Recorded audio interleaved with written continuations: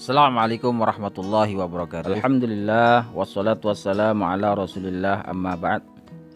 Nah pemirsa, kali ini saya akan bacakan sebuah tulisan terbaru dari Kiai Haji Imaduddin, di mana beliau terus melakukan penelitiannya terkait nasab Ba'alawi.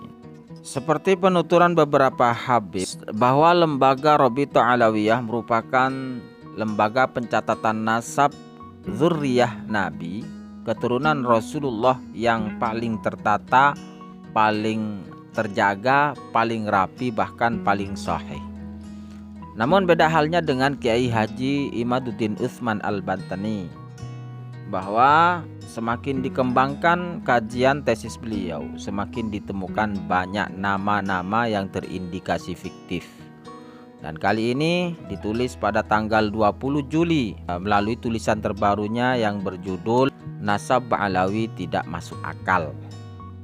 Ini pasti akan menarik. Dan langsung kita akan bacakan. Ba'alawi adalah sebuah klan yang konon merupakan keturunan Alwi bin Ubaidillah. Namun menurut penulis, mereka menamakan diri mereka sebagai Ba'alawi tersebut hanya karena adanya Ba'alawi yang terdapat dalam kitab As-Suluk karya Al-Janadi, wafat 730 Hijriah, yaitu ketika menerangkan tentang seorang ahli hadis yang bernama Ali Abul Hasan dari keluarga Ba'alawi yang tinggal di Hadramaut. Habib Ali Asyakron wafat 895 Hijriah kemudian mengklaim keluarga dan leluhurnya sebagai bagian dari keluarga Ba'alawi tersebut. Hakikatnya Ali Asyakron tidak mempunyai dalil yang mendukung klaimnya tersebut. Ia tidak mempunyai sumber baik primer maupun sekunder yang menyatakan bahwa Alwi adalah saudara seayah dari Jadid.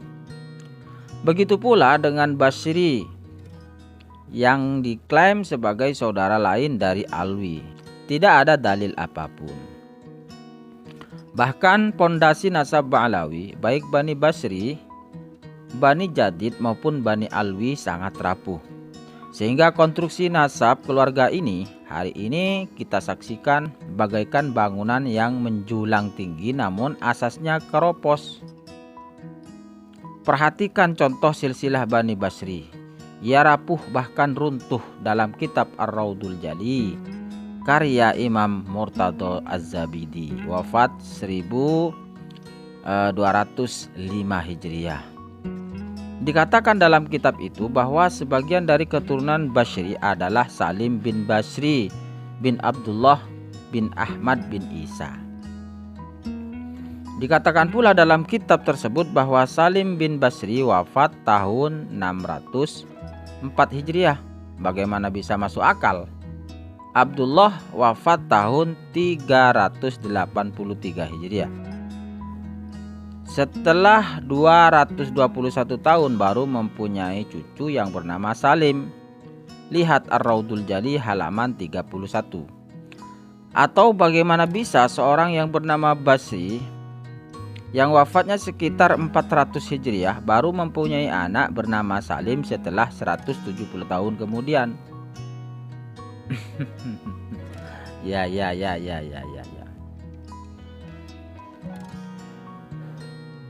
Pengarang kitab Syamsud Dhahirah, wafat 1320 Hijriah, tidak membiarkan ketidakmasukakalan ini lama terjadi. Ia lalu mengulang nama Basri dan Abdullah. Perhatikan silsilah Salim bin Basri sampai kepada Ahmad bin Isa dalam kitab Syamsud Dhahirah sebagai berikut. Salim bin Basri bin Abdullah bin Basri bin Abdullah atau Ubaidillah bin Ahmad bin Isa. Syamsud Dhahirah halaman 69. Dengan mengulang nama Basri dan Abdullah, silsilah ini nampak lebih masuk akal walau masih berantakan. Pola pengulangan nama ini terjadi selain kepada keluarga Basri juga kepada keluarga Jadid dan Alwi. Tujuan pengulangan nama-nama ini adalah sebagai syarat penyesuaian tahun yang telah tercatat dengan data nama yang diketahui berikutnya agar nampak selaras dan masuk akal. Perhatikan silsilah nasab Bani Jadid. Silsilah keluarga ini adalah silsilah muttaribah atau silsilah yang berubah-ubah. Dalam satu riwayat Jadid berayah Abdullah, namun dalam riwayat lain ia berayah Ahmad. Sebagaimana telah penulis tulis dalam tulisan berjudul 4 nama nasab Ba'lawi terindikasi kuat fiktif. Jumlah keluarga ini dari Abul Hasan Ali sampai Abdullah pun berbeda-beda. Dalam satu manuskrip berjumlah 9 nama. Dalam manuskrip lain 5 nama. Dalam kitab Syamsul Dhahirah jumlahnya 7 nama. Lihat Hamshi Syamsul Dhahirah. Terkadang nama Jadid ditulis 2 kali, terkadang pula 1 kali. Dalam ilmu nasab muttaribah seperti ini merupakan indikasi kuat bahwa nasab itu palsu. Dalam tulisan berikut insyaallah penulis akan bahas bagaimana nasab Ba'lawi ini tidak masuk akal. Dilihat dari tahun hijriahnya, Ahmad bin Isa dikaitkan dengan Bani Andal dan Bani Qadimi yang disebut hijrah bareng dengan Ahmad bin Isa. Semakin penulis mendalami nasab Ba'lawi ini, maka semakin tampaklah kerancuan konstruksi nasab ini. Kini bagi penulis, bab husnudzon pun rasanya tak layak untuk dapat diletakkan kepada nasab Ba'lawi.